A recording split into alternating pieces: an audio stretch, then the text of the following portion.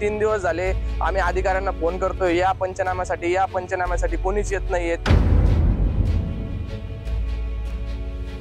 आम्ही सोयाबीनचं पीक पेरलंय म्हणून ते येत नाही। जर आम्ही गांजाचं पीक जर पेरलं असतं तर ते 100% इथं उपस्थित राहिले असते आणि त्याच्यावरती कारवाई केली असती। माती होऊन गेलेली, बांध बी फुटलेली शेतीमध्ये सर। गाडी असते का तुरीची, ती बी कामाला येणारी नाही। आणि राहिला सरकीचा, त्याचा संपला विषय। पावसाचा हाहाकार, सोयाबीन सपाट, सरकी जमीनदोस्त, पंचनाम्याला टाळाटाळ आणि त्यामुळे संतापलेले शेतकरी सरकारकडे अनोखी मागणी करतायत। हातातोंडाशी आलेला घास हिरावला गेलाय, पण पंचनामा करायला कोणी येईना। गांजाची लागवड केली असती तर धाड मारायला, पैसे मागायला लगेच आले असते, असं म्हणत शेतकऱ्यांनी आता संताप व्यक्त केलाय।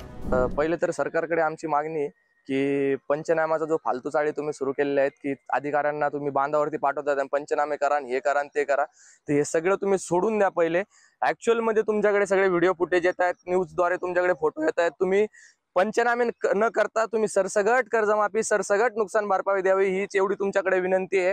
आणि तुम्ही बघू शकता की तुमच्या काही धोरणांमुळे, तुमच्या काही ड्रेनेज सिस्टममुळे शेतकऱ्यावरती हाल आलेले आहेत। पूर्ण शेतामध्ये पाणी घुसलेलं आहे। आज जर बघायला गेलं तर लाखोचा खर्च करून आम्ही या शेतामध्ये पेरणी केली होती आणि आमची पेरणी झाल्यानंतर, पीक काढणीच्या तोंडावरती आल्यानंतर ते पावसाने सगळं खराब झालेलं आहे आणि शेतकरीच्या प्रश्नाकडे कोणीच लक्ष देत नाही। आम्ही 3 दिवस झाले आम्ही अधिकाऱ्यांना फोन करतोय, या पंचनाम्यासाठी कोणीच येत नाहीये। त्यांच्याकडे 3-3, 4-4 गावं देऊन ठेवलेत, पुरेसं मनुष्यबळ सुद्धा नाही सरकारकडे। आमची एवढीच विनंती, कळकळीची विनंती की आमचा अंत पाहू नका। जर तुम्ही आमचा अंत पाहायला जर सुरुवात केली तर नक्कीच आम्ही रस्त्यावरती उतरल्याशिवाय राहणार नाही आणि येणाऱ्या काळात नक्कीच आम्ही तुम्हाला सडेतोड उत्तर दिल्याशिवाय राहणार नाही। आज आमच्याकडे काहीच काम नाही राहिलेलं, तुम्ही बघू शकता पूर्ण पाण्यामध्ये गेलेलं आहे।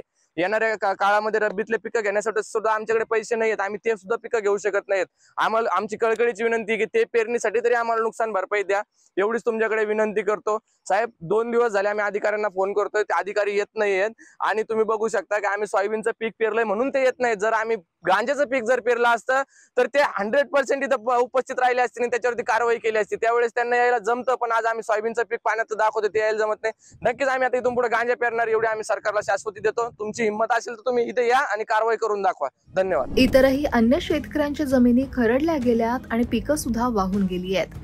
दरम्यान या पावसामुळे मानेगाव, दहिफळ, धाराव, उमरी, पाथरूड, साळेगाव, मोतीगव्हाण, हिवर्डी या गावातील शेतकऱ्यांचं सुद्धा अतोनात नुकसान झालंय। मायबाप सरकारनं तात्काळ पिकांचे पंचनामे करून नुकसान भरपाई द्यावी, अन्यथा आम्हाला आत्महत्या केल्याशिवाय पर्याय नाही, असं शेतकरी म्हणतायत। माझ्याकडे 12 एकर शेती, त्यात 4 एकर सरकी लावले। सरकीचे बोंड गिर सगळे खराब होईल, सरकी पुरी पाण्यामध्ये। मोसंबी मध्ये कमरे इतकं पाणी, सोयाबीन तर पुरी झोपलेली खाली, समजा सोयाबीन पुरी सडून गेलेली, आता काहीच कामात नाही। आपलं आर्थिक समजा आपल्याला 5 लाख रुपये उत्पन्न आहे, आता घरात काहीच नाही राहिलं। समजा 5 लाख रुपये घरात येणार नाही सर, म्हणजे पुरं नुकसान झालेलं आहे। 4-5 दिवस सलग पाऊस चालू आहे, म्हणजे नुकसान आहे शेतीमध्ये, पुरं खराब झालेलं आहे। पिकाने माती होऊन गेलेली, बांध बी फुटलेली शेतीमध्ये सर। तर ते काय करावं, सरकारला एकच मागणं आहे समजा, का सरकारने नुकसान भरपाई द्यावी आणि कर्जमाफी करावी, हीच माझी विनंती। कळकळीची विनंती सरकारला माझी, नुकसान भरपाई करा आणि कर्जमाफी द्यावी।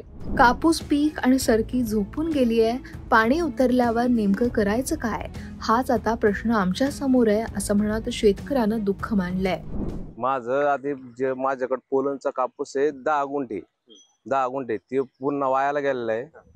आणि त्याच्यानंतर माझ्याकडे 2 एकर सरकी, ती बी आता पुरी झोपेले सर, म्हणजे कंटिन्यू तिला काही राहिलं नाही। पूर्ण आता पाहिलं मी सकाळच्याला डबल जाऊन की तिचा पूर्ण कापसाचे बोंड सडत आले, तिचा काही विषय नाही। राहिली सोयाबीनचा विषय माझा, सोयाबीन तर तिच्यात इतकं पाणी, तुम्ही आज बी चला आणि पहा। आणि त्याच्यानंतरची गोष्ट माझी तूर आहे, ती अर्धा एकर, ती तूर तर पूर्ण आता पाण्यात आहे, म्हणजे तिचं काहीच 1 रुपयाचा बी फायदा होणार नाही। तिचा काडी बी तिची कामाला येणार नाही, म्हणजे जी काडी असते का तुरीची, ती बी कामाला येणार नाहीये। आणि राहिला सरकीचा, त्याचा संपला विषय। आता आम्हाला काय दुसरा पर्याय, आता याच्यानंतर जेव्हा पाणी उघडा तेव्हा त्याच्यानंतर काय करता येईल काय नाही, ते सरकारला एवढीच विनंती की आमची फक्त आम्हाला तुम्हाला जेवढी मदत करता येईल तेवढी मदत करा आणि आमची कर्जमाफी करा, बस याच्यावर काय बोलणार सरकारला? सरकार बोलून बोलून थकलेले, बरेचसे लोक बोलते, बरेचसे लोक हे करते, पण माझं म्हणणं आहे की बाबा तुम्ही 99% आम्हाला पहा, आम्ही तुमच्याकडे पाहू. सप्टेंबर महिना संपत आला तरी राज्यात पावसाचा हाहाकार सुरू आहे. गेल्या महिनाभरात अनेक भागात जोरदार पाऊस झाला आणि त्यामुळं शेतपिकाचं मोठं नुकसान झालंय. मे महिन्यापासून सुरू झालेला पाऊस उसंत घेत घेत सलग बरसताना दिसतोय.